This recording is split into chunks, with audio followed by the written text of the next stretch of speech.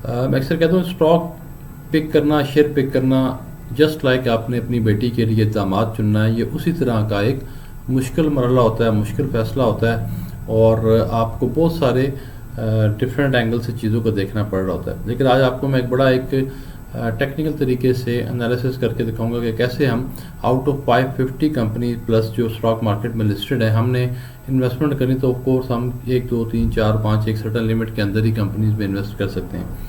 तो अपनी इमोशंस को, अपनी प्रेफरेंस को सेट असाइड रखते हुए हम डेटा के मुताबिक एनालिसिस करके देखेंगे कि इस टाइम राइट नाउ कौन सी कंपनीज हमारी इन्वेस्टमेंट के लिए हमारे लिए बेस्ट हैं, जिसके अंदर पहली जो प्रायोरिटी है कि हमारा कैपिटल, हमारी प्रिंसिपल अमाउंट ऑफ इन्वेस्टमेंट वो सिक्योर रहे और हम लॉन्ग टर्म में अच्छे रिटर्न्स भी अर्न कर सकें। डे टू डे ट्रेडिंग के लिए ये ऑब्जेक्टिव नहीं है, it is for your long term investment, good investment जो स्टॉक मार्केट में आपको आपका पैसा महफूज भी रखे और साथ उसमें अच्छे रिटर्न्स भी कमा कर दे।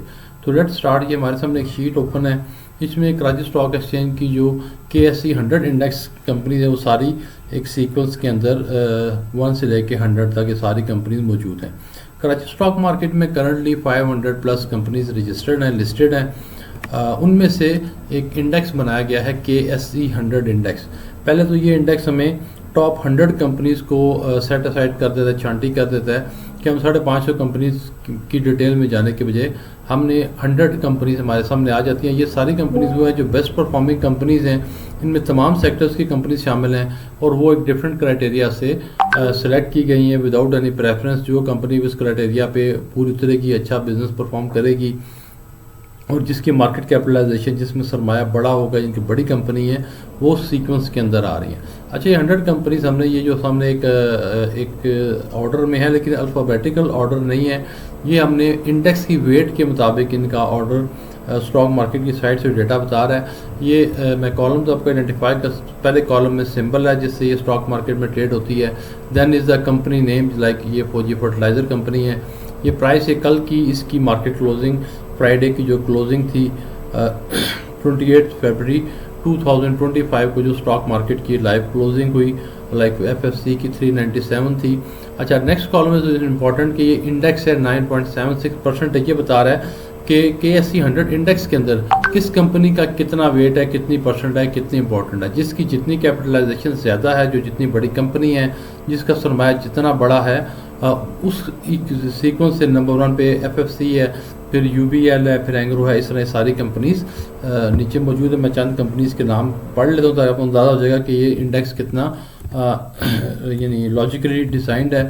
और ये इन कंपनीज का नाम सुनते सारी स्ट्रॉन्ग कंपनी। सबसे पहले फौजी फर्टिलाइज़र है, फिर United Bank, then Engro Holdings, Engro Fertilizers, Mari Energies, OGDC, Hubco, Lucky Cement, PPL, MCB, Bank Al Habib, Meezan Bank, Systems Limited, HBL, POL, Pakistan Oil Fields, PSO, Miller Tractors, Bank Al Falah, Habib Metropolitan Bank, National Bank, Colgate, Fauji Cement, Cherat Cement, Service Industries, Indus Motors, Attock Refinery, Fatima Fertilizer, Pakistan Services, Sui Northern, Glaxo serial. तो ये total 100 company है। सबके नाम लेने की बजाय ये आपके सामने इसमें सारे सेक्टर्स मौजूद हैं और ये ऑर्डर है इंडेक्स के वेटेज के मुताबिक कि जितना ज़्यादा हैवी वेट है वो पहले प्रायोरिटी पे है, दूसरा उसके बाद है। उसके बाद नेक्स्ट कॉलम है EPS स्टैंड्स फॉर अर्निंग्स पर शेयर।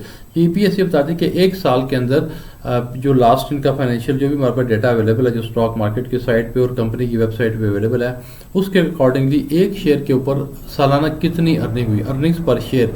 यानी 60 रुपीज़ ये बता रहा है कि जो फौजी फर्टिलाइज़र है, इस कंपनी ने एक शेयर के ऊपर सालाना इनकी अर्निंग कितनी है। ये डिविडेंड नहीं है, ये अर्निंग है कि उन्होंने टोटल अर्निंग एक शेयर के अगेंस्ट कितनी हुई, उसमें से फिर कितनी अमाउंट डिविडेंड में दी जाती है, कितनी नहीं, वो सेपरेट टॉपिक है। अच्छा, और नेक्स्ट कॉलम है PE ratio, this stands for price to earning ratio. Stock market में शेयर वैल्यूएशन में जो सबसे इंपॉर्टेंट रेशो आती है ये PE रेशो होती है। और ये EPS और PE दोनों इतनी इंपॉर्टेंट है कि स्टॉक मार्केट की वेबसाइट पे जहाँ पे हर शेयर के बारे में डिटेल इन्फॉर्मेशन होती है, उसमें ये दो रेशियोज बड़ी clearly face of the page के ऊपर लाजमन मेंशन होती हैं। PE रेशियो तो बिल्कुल जहाँ पे ग्राफ्स मेंशन हो रहा होता है, opening price, closing price, volume कितना हुआ, उसी इन्फॉर्मेशन के साथ ही PE रेशियो भी आ रही होती है। और अर्निंग्स पर शेयर भी फाइनेंशियल्स के सेक्शन के अंदर ये भी मेंशन होती है। These are two very important. बाकी तो बहुत सारी डिटेल्ड रेशियोज हो सकती हैं, जितना मर्जी डेप्थ एनालिसिस करना चाहिए 100+ आप रेशियोज में जा सकते हैं। But PE ratio and EPS these are two fundamental ratios जो आपकी एस शेयर की वैल्यूएशन को आइडेंटिफाई करती हैं। तो ये थोड़ा सा इसको हमने एक्सप्लेन कर दिया। आप देखते हैं कि ये 100 में से हमने अब सपोज टॉप की 5-10 कंपनी आइडेंटिफाई करनी है जिनके अंदर हमने इन्वेस्टमेंट करनी है। अच्छा, उसमें अब ये मेरा अपना क्राइटेरिया, इसको मैं फ़िल्टर करूँगा, चीज़ों को शॉर्टलिस्ट करूँगा और उन चीज़ों को बीच में इंक्लूड करते हैं जो कि इसके लिए इम्पॉर्टेंट है, क्रिटिकल हैं। अच्छा, उसमें सबसे पहले हम ये देखते हैं कि हमने बेस्ट कंपनीज़ में, उन टॉप कंपनीज़ में इन्वेस्ट करना है जिनकी कैपिटलाइजेशन अच्छी है, इंडेक्स वेटेज ज़्यादा बेहतर है, जैसे 9% है, 5%, 3% नीचे जाते जाते मैं क्राइटेरिया लगा रहा हूँ कि हमने उन कंपनीज़ में जिनमें इन्वेस्ट करना है उनका कैपिटल की रेशियो जो है कैपिटलाइजेशन की इंडेक्स में वेटेज वो 1% एटलीस्ट होना चाहिए, ताकि हम एक बेस्ट कंपनीज में रहें। जिन कंपनीज़ का कैपिटल इससे कम है, जो छोटी हैं, उनके अंदर हम काम नहीं करना चाह रहे। हम क्या करना चाह रहे हैं, हम और इसलिए ये एक्सेल हमारे पास एक फ़िल्टर का ऑप्शन देता है। हम ये फ़िल्टर इसमें लगाते हैं, नंबर फ़िल्टर लगाते हैं, it must be greater than 1, यानी कि हम 1.0 इंडेक्स में जिनका 1 या इससे ऊपर वेटेज है सिर्फ हम उनको लेंगे, उससे नीचे की कंपनीज़ को हम नहीं लेंगे। तो फ़िल्टर हम यह लगा लेते हैं, it is something which is greater than 1.0%, यानी कि इसमें बहुत फ्रैक्शन ऑफ परसेंटेज के अंदर वाले भी कंपनीज़ हैं, लेकिन वो हमारा टारगेट नहीं है। क्योंकि सर हमने जब इन्वेस्टमेंट करनी है तो वी वांट के बेस्ट कंपनीज़ हैं, जो टॉप की कंपनीज़ हैं, तो उसमें हमारे पास ये 22 कंपनीज़ ऑटोमेटिकली हमारे उस फिल्टर के अंदर आ गया। हमने इसमें कोई प्रेफरेंस नहीं रख रहे कि किस कंपनी को हमें पसंद है, कौन सी कंपनी पसंद नहीं है, हमारे लिए मेरिट के ऊपर है। प्राइस जो है वो जो भी मार्केट की प्राइस है हमारे कंट्रोल में नहीं है। अर्निंग्स पर शेयर भी कंपनी की जो भी अर्निंग्स हैं वो अकॉर्डिंगली उसके अंदर आ रही हैं। दूसरा पीई रेशियो बहुत इंपॉर्टेंट रेशियो है। इसमें मैं एक क्राइटेरिया लगा रहा हूँ कि हमने इसमें वो कंपनीज लेनी है जिनकी पीई रेशियो अच्छी रेंज में है, अच्छी रेंज, सेफ रेंज के वो उसको मैं आइडेंटिफाई करता हूँ कि 5 से लेके तो तकरीबन 9 तक होनी चाहिए, क्योंकि इससे ऊपर 10 और या इससे ऊपर जो पीई रेशियो है वो कंपनीज थोड़ी सी ओवर प्राइसिंग की तरफ चली जाती हैं। उनमें अच्छी कंपनीज शामिल हो सकती हैं, लेकिन हम अब ये आइडेंटिफाई कर रहे हैं कि वो कंपनीज अब करंटली उनकी जो करंट प्राइस है वो बाइंग के लिए सूटेबल नहीं है, वो अपनी ऑलरेडी हाई टच कर चुकी हैं। अब थोड़ा वेट करना पड़ेगा, जब वो मार्केट रिवर्स होती है, करेक्शन लेती है, वो शेयर नीचे आएंगे तो फिर हम उसमें बाय कर सकते हैं। एग्जांपल के तौर पे ये एंग्रो होल्डिंग्स हमारे सामने है, अब इसकी पी रेशियो 11 है, तो ये मैं इसको फिल्टर से ऐसा फिल्टर लगाऊंगा कि इसमें ना रहे। मेरा फिल्टर है कि या मैक्सिमम 4 से लेके 9 तक इसकी रेंज के अंदर हो। तो यहाँ पे हम एक वो फिल्टर लगाते हैं। इस फिल्टर में हम ये देख रहे हैं कि नंबर ऑफ फिल्टर लगाएंगे और इसके अंदर हम ये कह रहे हैं कि ये ऐसा हमने स्क्रिप्ट लेना है, ऐसा शेयर लेना है कि जिसके अंदर 2 चीज़ें हो कि उसकी वैल्यू पीई रेशियो की 4 से ऊपर हो और it must be less than 10, यानी 9 समवेयर हो सकती है, 10 से नीचे हो, 4 से लेके 10 के दरमियान में। अच्छा, अब देखिए हमने क्राइटेरिया लगाया तो हमारे पास और लिस्ट छोटी हो गई है और आप देखेंगे टोटल 550 में से पहले हम 100 इंडेक्स के अंदर आए, उसके बाद ये तकरीबन 12 के करीब कंपनीज हैं जो कि इस लिस्ट के अंदर हमारे सामने आ गई हैं। अब इसमें जो कंपनीज निकल गई हैं, इसमें बाज़ ऐसी कंपनीज भी होंगी कि जो अच्छी हैं, लेकिन इशू ये है कि उनकी करंट जो वैल्यूएशन है ये वो एक हमारे क्राइटेरिया से ऊपर चली गई है, वो बाइंग पोटेंशियल उनमें मेरी ओपिनियन के मुताबिक नहीं है।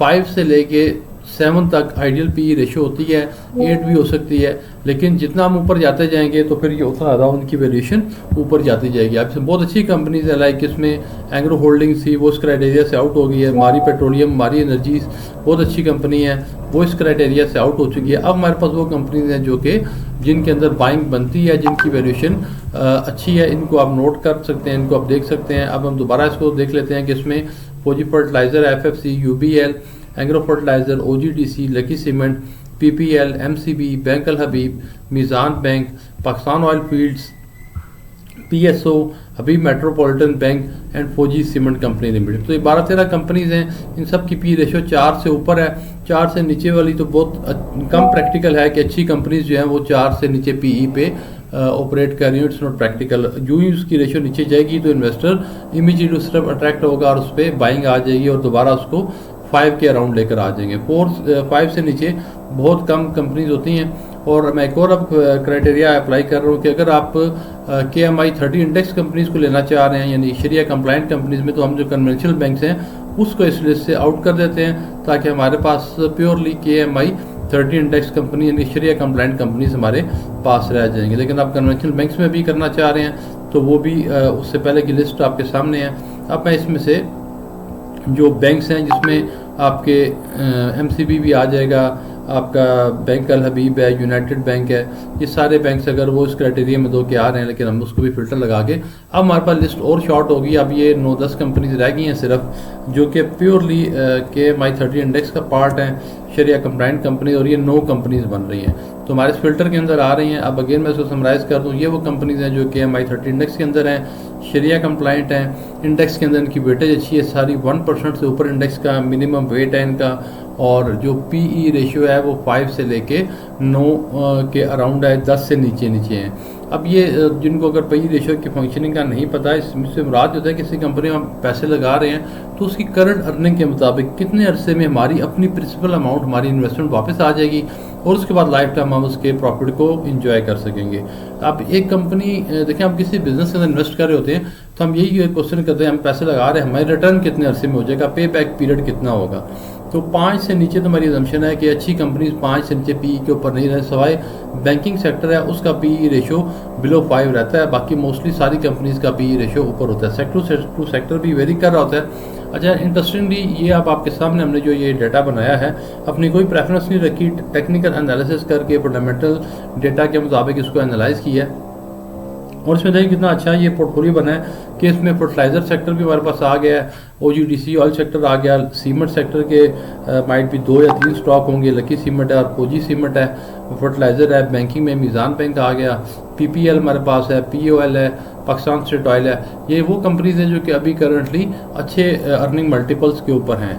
तो आई होप को आपको ये क्राइटेरिया और ये स्टॉक पिकिंग अच्छी लगी होगी। इसमें मैं आपको बड़ा क्लियरली कह सकता हूँ विद फुल कॉन्फिडेंस दो कि इन्वेस्टमेंट एडवाइस किसी को रिकमेंड नहीं करनी चाहिए, हर एक अपना क्राइटेरिया होता है, and you must also definitely look after opinion from your other sources, other financial advisor जिनके साथ आप काम कर रहे हैं।